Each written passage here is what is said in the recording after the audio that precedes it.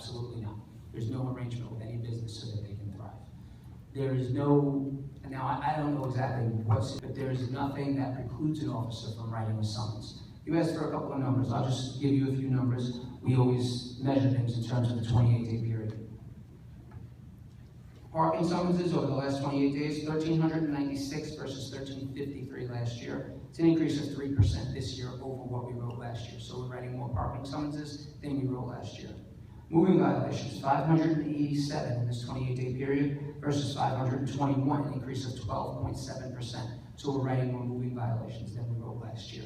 So both of those, I'm not going to go into every specific kind of summons. I don't want to bore everyone with that. I have books of stats. You've come to the right place if you want stats from the NYPD. That's why I have them here. We live with stats. But and those numbers I just gave you encompass all moving violations, all parking violations.